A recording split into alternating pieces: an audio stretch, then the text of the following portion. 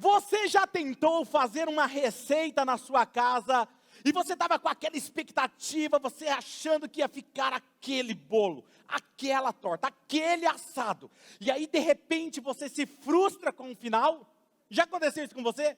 Comigo já. E você está com a mão suja, toda lambuzenta, e aí eu estou querendo criar uma receita hoje para vocês. E o que acontece com a gente é que a gente muitas vezes erramos, ou colocamos um ingrediente, por exemplo, eu vou colocar aqui tudo que a gente precisa primeiro, é o quê? Farinha de trigo, vamos usar farinha de trigo, e aí a gente coloca a farinha de trigo, a gente coloca um ovo, caiu uma casca aqui, mas está tudo bem, fica saboroso, ajuda a limpeza dos dentes, não sei se você sabia dessa. Ixi, acabou o leite. Eu vou colocar um pouco de água, que eu acho que dá certo. Eu quero deixar ela muito saborosa, eu acho que eu vou colocar um pouquinho de turmeric. Será que vai ficar bom ou não? Eu quero deixar uma coisa melhor. Gente, eu tive uma ideia, eu gosto de café. Vou colocar um pouquinho de café também. E esse aqui, gente, é árabe. Um amigo meu que está aqui me assistindo me trouxe. Fantástico, muito bom. Vou colocar pipoca. Porque pensa bem, na hora que estiver no forno esquentando, vai ser um bolo com pipoca. Isso vai ficar incrível. Não é? E o que acontece? Quando você começa a olhar para isso, o nosso resultado muitas vezes não é o esperado, porque geralmente nós erramos nos ingredientes. Ou nós não fazemos aquilo que é necessário, seguir uma receita. Nós não colocamos aquilo que é para ser colocado, ou até colocamos o ingrediente certo. Mas aí nós erramos na dose. Ou nós colocamos menos, ou nós colocamos a mais, não é verdade? Porque aí não chega no ponto. E assim é com a nossa vida.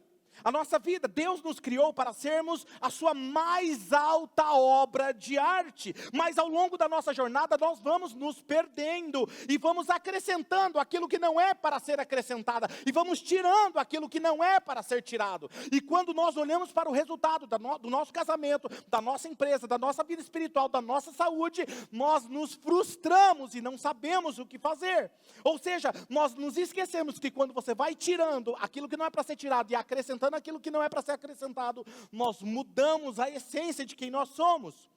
E quando isso acontece, nós somos tentados ao quê? Quando nós temos um sentimento frustrado, quando você olha para aquele bolo que não está como você gostaria, nós somos tentados a desistir. E muitas vezes nós acreditamos que nós nunca conseguiremos acertar na vida.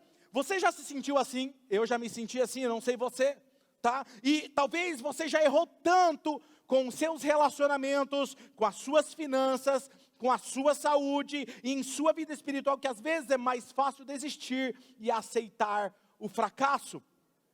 E isso acontece porque nós queremos fazer as coisas do nosso jeito. Eu acho que se eu colocar café vai ficar bom. Mas se eu colocar um pouquinho de turmeric também, que eu acho que vai mexer com a minha saúde, eu vou colocar. Eu vou fazer do meu jeito, eu vou dar uma alterada, mas o resultado é o mesmo. Nós nos esquecemos que Deus pode pegar o ingrediente que está na mesa das nossas vidas e transformá-los em grandes banquetes, onde outros podem saborear daquele banquete que para nós era uma frustração. Por isso o título da mensagem de hoje é: como Deus transforma nossos erros em deliciosos banquetes. Você está pronto para isso hoje? Vou mexer um pouquinho com algumas áreas que talvez você não gostaria que eu mexesse, talvez tirar aquela pipoca que você colocou que não era para ser colocada. Quero ler um texto com vocês que está em 2 Coríntios capítulo 12, versículo 9 e 10. Abra no aplicativo na versão da Bíblia que você mais preferir, ok? E leia comigo ou acompanhe na projeção.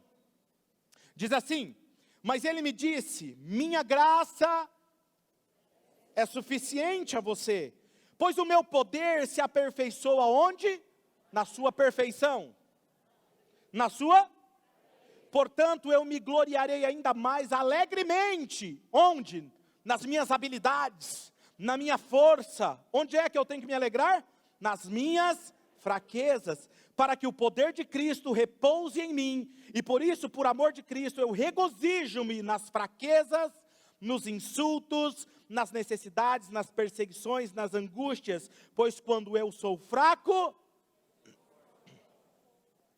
Primeira pergunta que eu quero responder hoje para vocês: quais ingredientes você tem? Quais ingredientes você tem? Assim como em uma cozinha como essa aqui,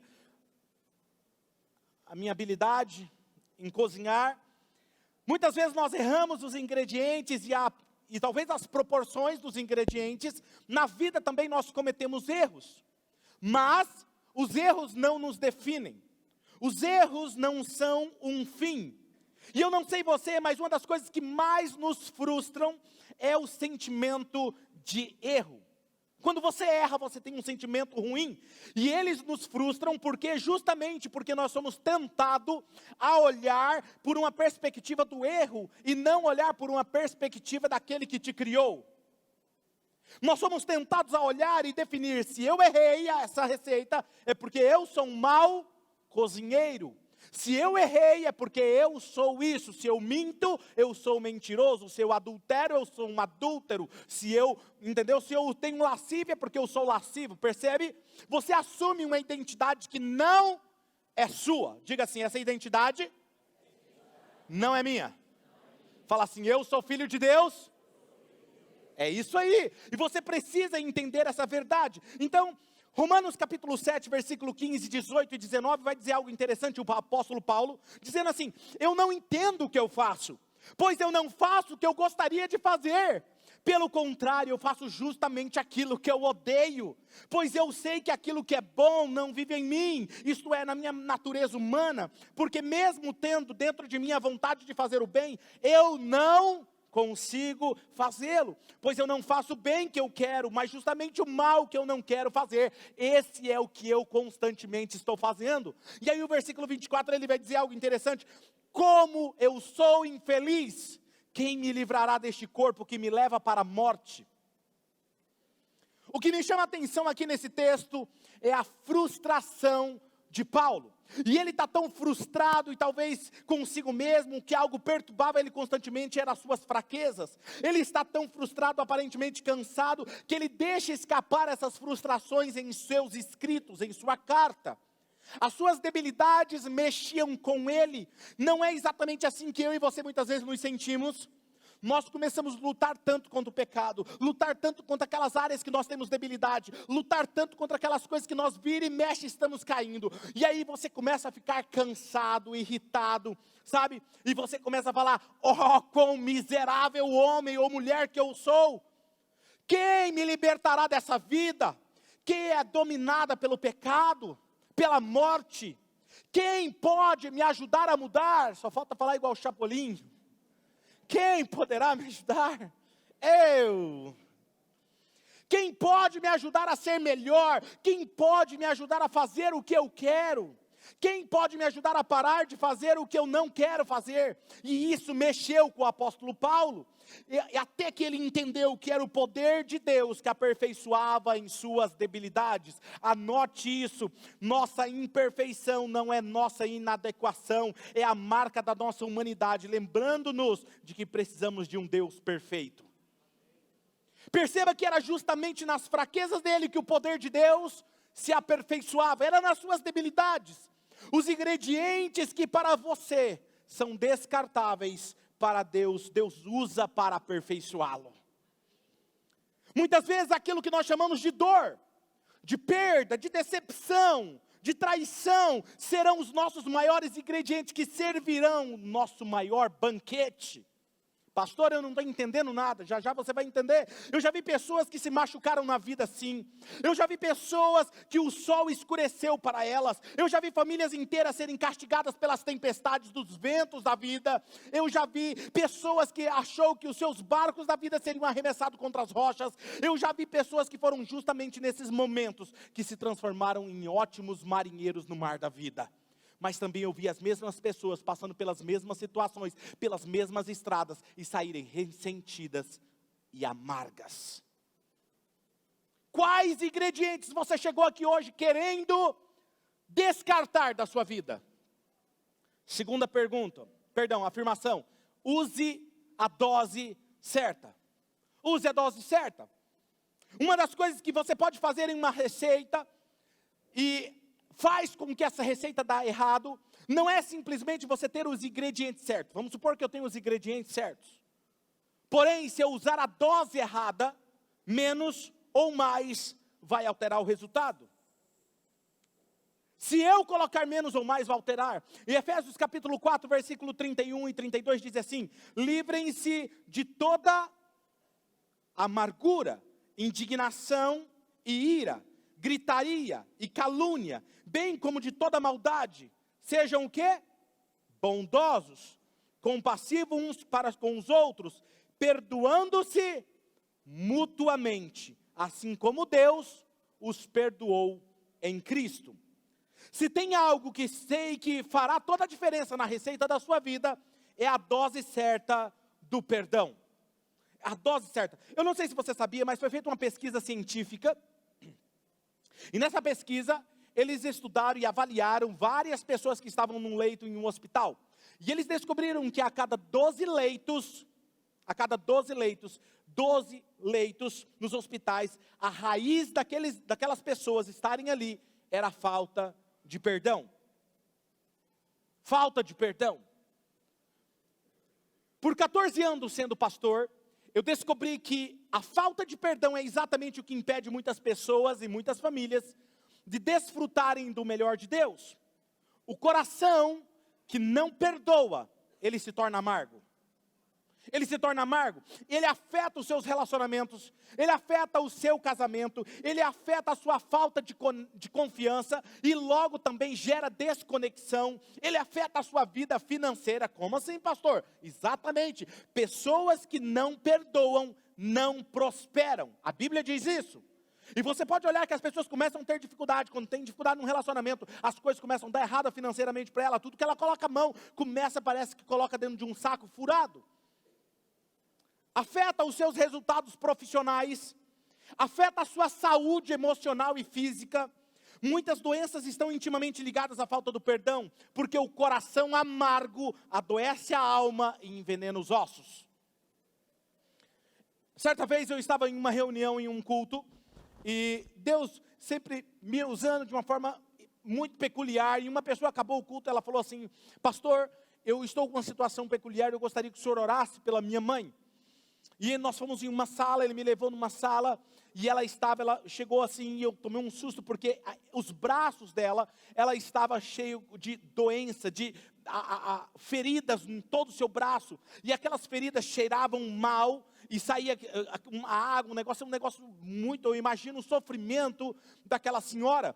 E ela começou a falar: pastor, eu já fui em vários médicos e eu não encontro a cura. Já usei todos os tipos de remédio, já paguei caro e não resolve. E enquanto ela estava falando, eu perguntei: Espírito Santo, o que nós estamos ouvindo aqui? E ele disse assim: fala para ela perdoar o marido dela. Eu falei: tá bom. Virei para ela e falei assim: a senhora consegue perdoar o seu marido? Ela desabou a chorar. Ela falou: por que o senhor está falando isso? Eu falei assim: porque essa é a causa da sua doença. E ela falou: mas ele me traiu, ele acabou com a nossa família, ele perdeu tudo que nós tínhamos. Eu falei: você precisa entender isso. E ali num processo, num aconselhamento, ela conseguiu perdoar, e então orei por ela. 2 semanas depois eu encontrei ela, estava toda sarada, os braços dela. Porque aquilo que você guarda dentro de você, vai sair para fora. Ou nos seus relacionamentos, ou na sua vida financeira, ou na sua saúde de alguma forma. Quem está me entendendo? Hebreus capítulo 12, versículo 15 diz assim: cuidem que ninguém se exclua da graça de Deus, que nenhuma raiz de amargura brote e cause perturbação, contaminando a muitos. Porque a amargura, ela é destrutiva, escute isso, e ela sempre está escondida. Por isso que o autor, ao escritor aqui, ele faz questão de dizer: nenhuma raiz de amargura. E isso para mim não é interessante o autor dos Hebreus usar essa imagem de uma raiz para falar de amargura? Porque raiz não é aquilo que você vê. Raiz é o que está embaixo, no subsolo. Pense nisso, bem abaixo da superfície, onde ninguém pode ver quão profundo isso vai. Você não sabe, até que você tente matar ou arrancá-lo. E aí você descobre que era muito mais funda aquela raiz do que você imaginava. Algumas situações em nossas vidas que parecem bobas, ridículas na verdade, né? quando nós falamos, pensamos com os nossos botões, e aí nós perguntamos, e nós falamos assim, não, mas eu já perdoei, isso não faz mais sentido para mim. Eu já perdoei, e na verdade aquela raiz eu já resolvi isso lá atrás. Mas nós não sabemos o tamanho dela até quando nós começamos a puxar. E não vemos a profundidade daquela raiz de amargura. Bem, na verdade eu não sou botânico e nem horticultor, mas eu li que se você pegar um carvalho vivo adulto, e você pegar todas as raízes dele e alinhá-las, elas se estenderão por mais de 1 quilômetro de forma linear. E é o que está sobre a superfície da alma, e não foi verificado, que vai fazer crescer lentamente. Um exemplo, quem aqui já viu, que às vezes uma raiz começa a crescer em uma árvore, e de repente aquilo ele quebra concreto. Não é? Começa a sair para fora aquilo que estava lá de baixo e ninguém via. Muitas vezes você se encontra na sua vida da mesma forma, vai estar vindo à tona aquilo que você não gostaria que ninguém visse. Mas como você não lidou isso lá no passado, está vindo agora e afetando o seu comportamento. Quando você se dá conta da sua vida, ela está tomada por esse poder destrutivo. Igreja, ouça o que eu vou te falar hoje, e você que está online, cada vez mais essa raiz irá crescer mais profunda e de forma sutil. E francamente ela está roubando de você a vida que Deus deseja para nós. É um destruidor oculto. É um destruidor oculto. Às vezes essas raízes de amargura, você nem sabe que tem. Até você acordar um dia e você vê que você não suporta olhar para a cara daquela pessoa. Até você perceber que tudo que você faz não dá certo. Até você perceber que a receita perfeita da sua vida não está dando certo. Você fala assim, cara, o que está acontecendo comigo? Que todas as áreas da minha vida estão sendo afetadas. Em alguns de nós temos amargura em relação às coisas mais ridículas e estúpidas. Sabe, eu não sei sobre você, mas eu acabo muitas vezes ficando irritado no trânsito. Alguém aqui se irrita no trânsito? Eu tenho me policiado para ser mais calmo, paciente e até generoso às vezes.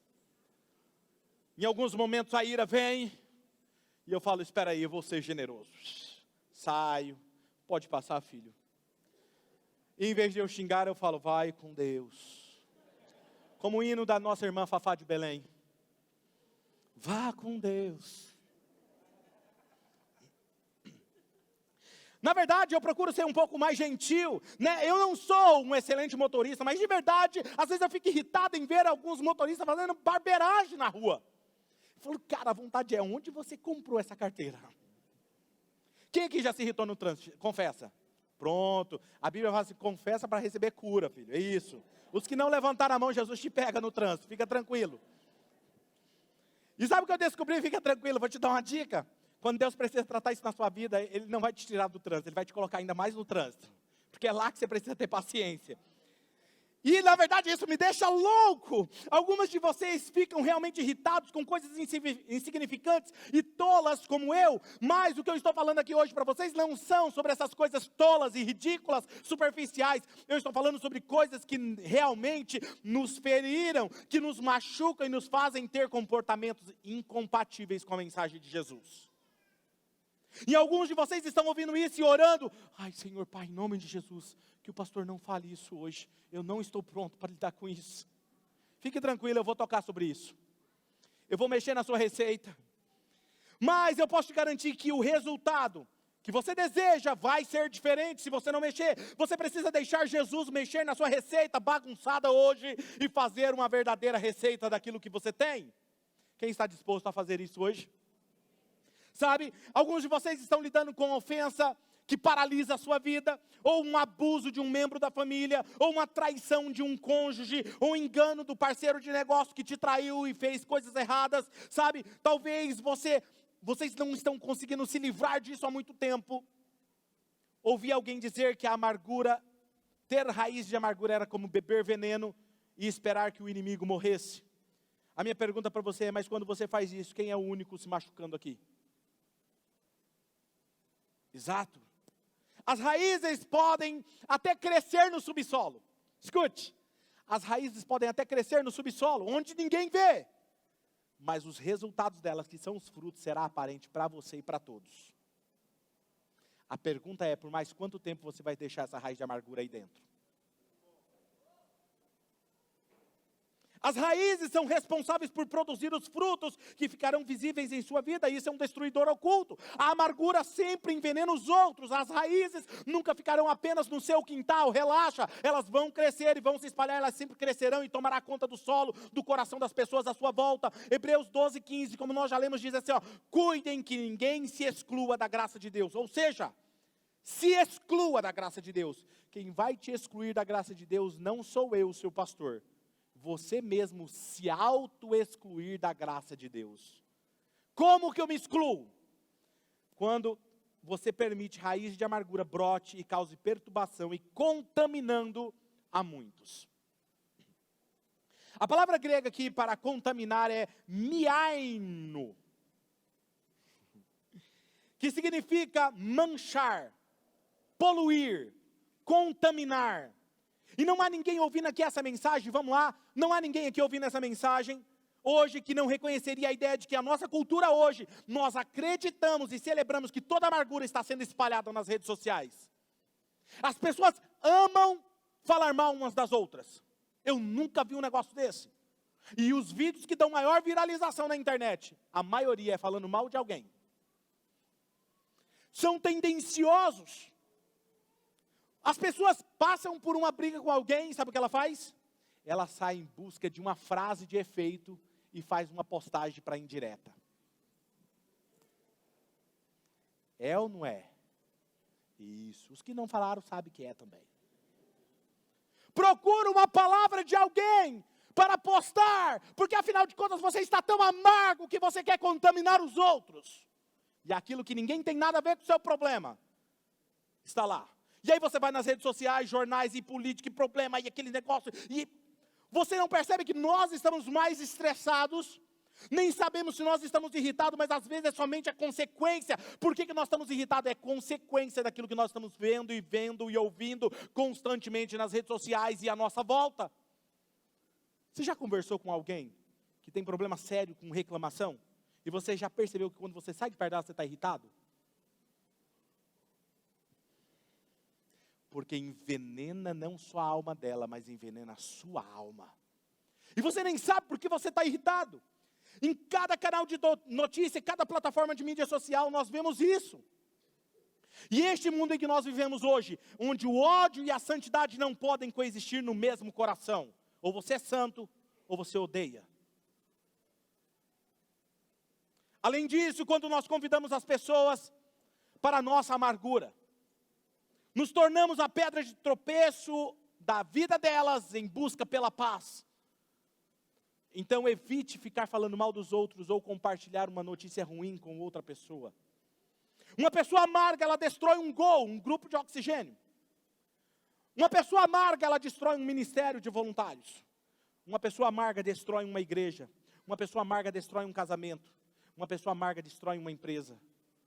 Uma pessoa amarga, ela sempre tem o que falar das pessoas.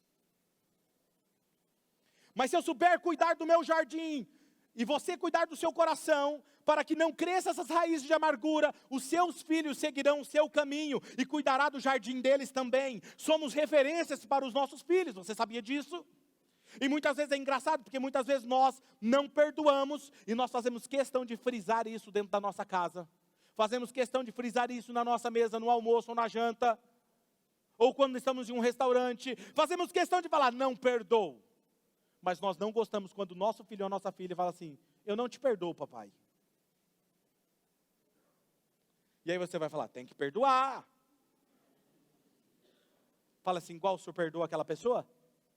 Quem está me entendendo? Quando nós faltamos aos cultos, e aí nós falamos, não, hoje nós não vamos no culto, por quê, pai? Não é porque nós temos uma visita em casa. É porque nós temos um churrasco. Sabe o que você está falando para o seu filho? O que é prioridade aqui em casa. Quando ele tiver com uma certa idade, ele fala assim, eu não quero ir mais na igreja. Você não vai poder falar nada, porque você foi o primeiro a incentivar ele a ficar fora. Não, eu não vou levar ele no Oxygen One. Não vou passar por isso, dá trabalho. Deixa eu te falar uma coisa, dá trabalho, não quer dirigir, paga um Uber. Consegue uma carona, empresta o carro. É simples. Sabe qual é o problema? Porque depois, quando eles querem ir para a festa, nós somos os primeiros a pegar o carro e levar lá. Porque a gente, não, eu estou preocupado, eu vou levar lá, porque eu não sei, né? Preciso ver a companhia. Engraçado, né? Você deveria investir esse tempo para trazer ele para a casa de Deus, para ouvir a palavra de Deus.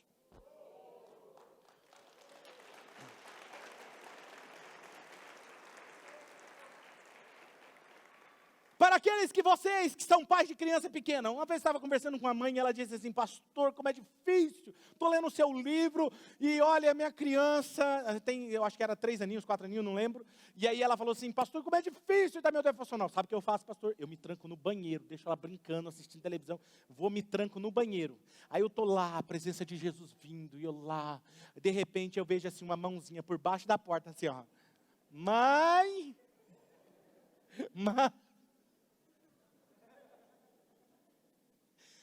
Vini, você dá risada, vai ser assim, já já. Olha só. Agora, se você é pai de adolescente, com certeza você tem um pouquinho mais de tempo, né? Mas provavelmente sua pressão subiu. A gente tem um pouquinho mais de tempo, porque eles não querem ficar com a gente, mas aí a pressão sobe, né? Sabe, mas entenda uma coisa, chegará o dia em que seus filhos crescerão, e as sementes de fé que você plantou neles, vão criar raízes, e você vai começar a ver os frutos, e se você plantou ou permitiu que eles plantassem a raiz de amargura, você vai ver os frutos e você não vai gostar. Mas se você plantou sementes certas de fé e do evangelho, você vai ver frutos diferentes. Pais, me ouçam o que eu estou falando hoje. Está chegando o dia em que nossos filhos terão a oportunidade de nos liderar. Se você plantou e nutriu a semente certa, vocês verão o caminho deles se alinharem com o seu, com o mesmo caráter, a mesma disciplina, a mesma integridade, o mesmo coração generoso. Lembre-se, ou você está contaminando pessoas, ou você está inspirando pessoas. Terceiro, não deixe queimar. Não adianta eu fazer a receita, está tudo perfeito, ingrediente na dose certa, coloco no forno, está tudo pronto. E passa do ponto. Quem aqui já tentou comer um bolo queimado? Deu um trabalho, né? Eu não sei você, mas eu vou falar o que eu já fiz. E se você rir, eu sei que você também já fez isso. Não precisa pegar o bolo queimado e dar aquela raspada com a faca.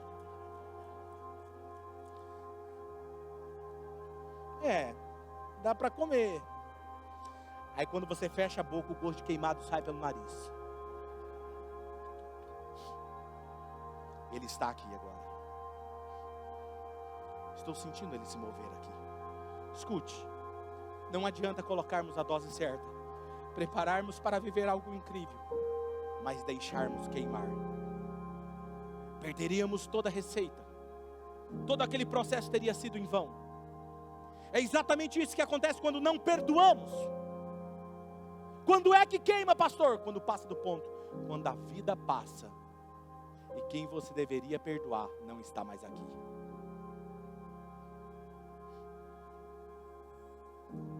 Estraga aquilo que poderia ser muito bom. Mateus 6,12 diz assim: perdoa as nossas dívidas, como? Escute com atenção, vou lhe dizer algo forte agora. Quantas pessoas aqui já fizeram essa oração do Pai Nosso em algum momento? Levanta a mão. Seja sincero isso. A palavra como significa da mesma forma. Isso significa que era como você estivesse orando: Senhor, me perdoa, da mesma forma que eu tenho perdoado as pessoas que me fazem mal. Vou te fazer uma pergunta. Se Deus perdoasse os seus pecados como você perdoa as pessoas que te ofendem, como você estaria hoje? Essa informação deveria ser muito útil para nós antes de orarmos essa oração, sim ou não? Vocês têm orado a Deus: Deus, você pode me perdoar da mesma forma que eu perdoo quem me feriu? E essa forma como devemos perdoar é como Deus nos perdoou. Como Paulo disse, como Ele nos perdoou em Cristo. E sabe como que Deus perdoa? Ele não fica assim: olha, não venha falar comigo agora sobre isso, porque você não está merecendo. Eu vou te falar, vou te lembrar, talvez você se esqueceu, lembra daquele ano que você fez aquilo e aquilo e aquilo. Deus não joga na sua cara aquilo que Ele perdoou. E por que você faz o mesmo com quem te ofendeu? Ah, mas é para Ele lembrar. Não, não é para Ele lembrar. Você está se lembrando de quão amargo você é. não é sobre o outro, é sobre você. Talvez você vai falar assim, mas pastor, o senhor não sabe o que aquela pessoa fez comigo. Eu vou te falar algo forte sobre o perdão. A Bíblia fala que a graça, de graça nós recebemos e de graça nós devemos dar. Recebemos o perdão livremente, sem merecimento.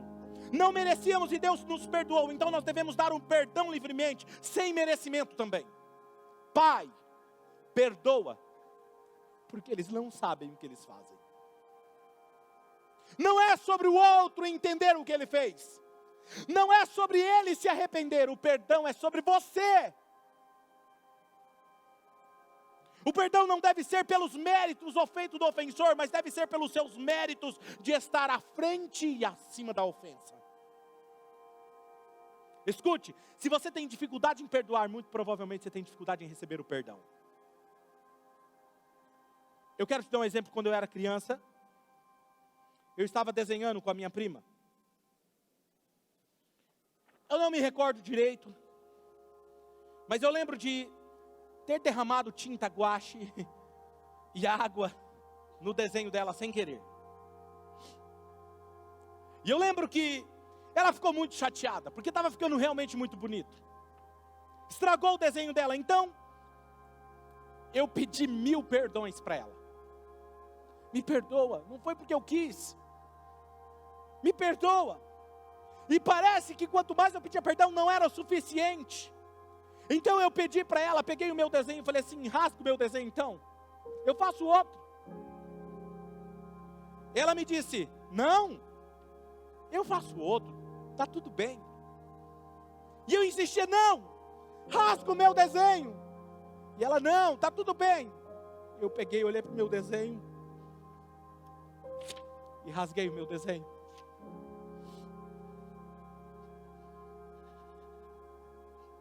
Escute, tem muitos de vocês aqui que não conseguem receber o perdão e andam por aí dizendo, rasgue o meu desenho.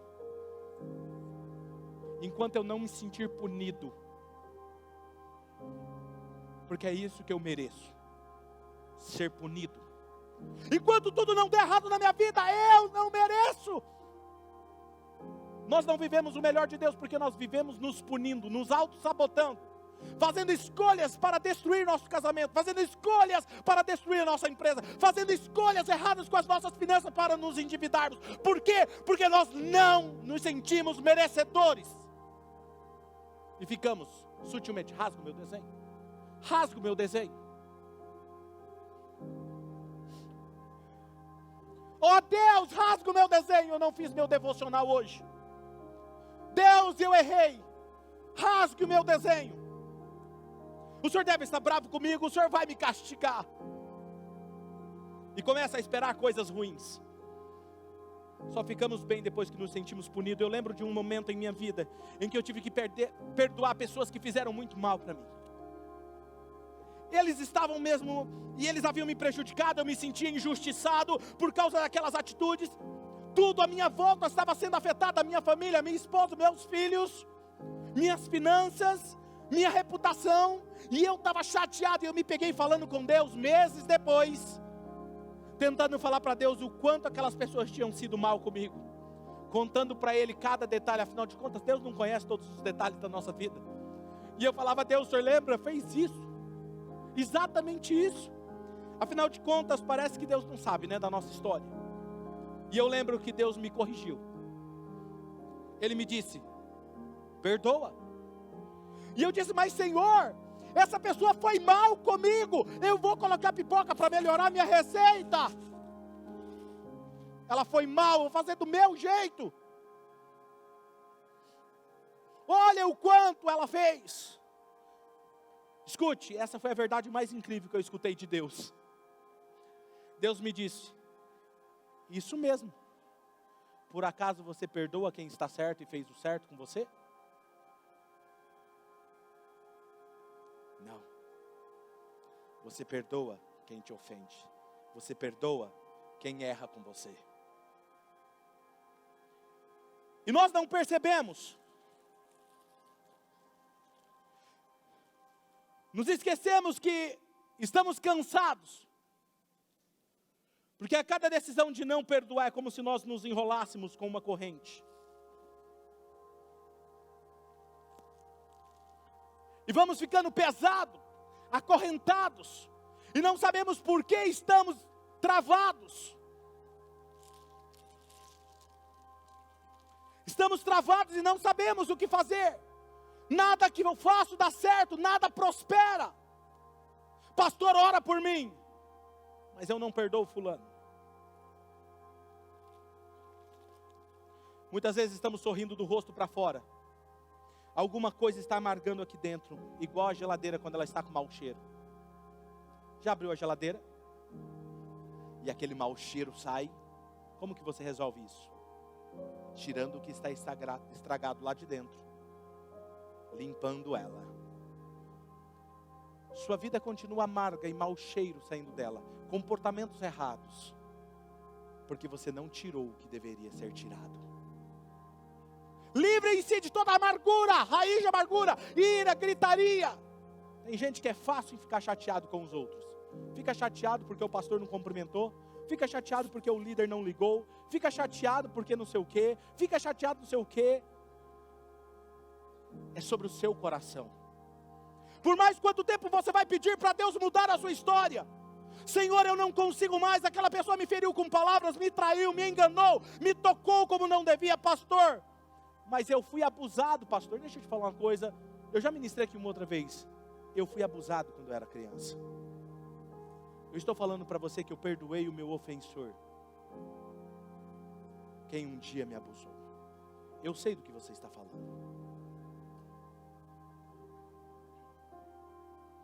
Um dia minha filha, nós passamos perto de um lugar onde lembrou essa situação. E ela me disse, pai, como é que o senhor consegue? Eu falei, não faz diferença nenhuma para mim, porque isso não é sobre ele, é sobre mim. Nós realmente chegamos ao ponto de gritar, porque nós estamos cronicamente paralisados por essa ferida. Nós falamos isso aos quatro ventos, nós escrevemos isso, postamos, nós odiamos o fato de alguém ter exposto a nossa falha. Nos irritamos, ficamos com raiva, porque está algo lá dentro fedendo. Odiamos as pessoas fazendo questão de deixar claro isso, o nosso pecado. Mas nenhum desses reflexos da nossa alma, esse mau cheiro que sai de dentro de nós, jamais é o bom perfume de Jesus exalando de nós. Seu comportamento com o seu cônjuge, seu comportamento no trânsito, seu comportamento na vida, precisa representar aquele que está cheio dentro de você. Muitos de vocês aqui precisam resolver-se com Deus. Alguns de vocês estão amargurados com Deus porque perderam um ente querido na época do Covid. Ou talvez perdeu um irmão, perdeu um amigo, e até hoje você culpa Deus.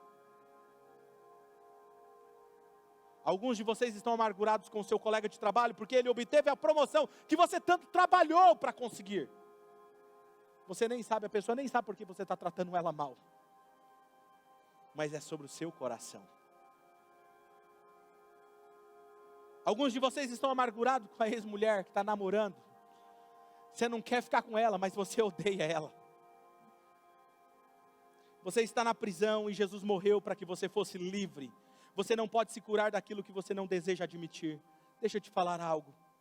Talvez você está se sentindo em alguma área da sua vida, está estancada, paralisada. Mas só está assim porque você está fazendo dessas correntes um peso, uma prisão para você. Mesmo quando nós erramos em nossa receita da vida, escute isso. Quando nós erramos a receita da vida, nós podemos entregar na mão do Master Chef, Jesus.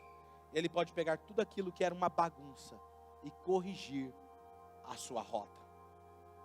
Não importa o quão emaranhada seja a receita da nossa vida, com Deus há sempre uma saída culinária. Quando Deus pega aquilo que era uma dor e se torna um testemunho. É quando Ele pega aquele meu abuso e uso para fortalecer outras pessoas. Quando aquilo que era para ser uma vergonha, eu uso para potencializar e abençoar outras pessoas. Quando entregamos na mão do chefe supremo a cozinha das nossas vidas, tudo parece sair fora do lugar. Alguém aqui já se fez essa pergunta?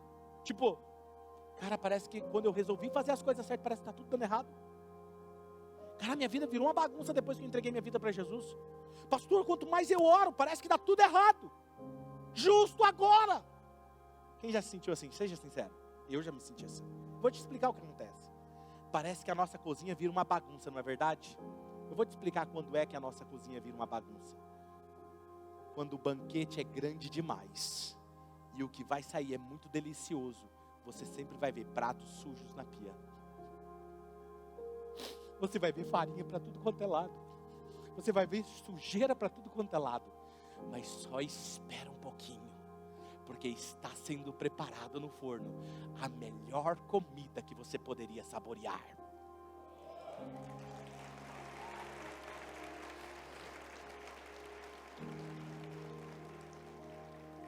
Feche os seus olhos.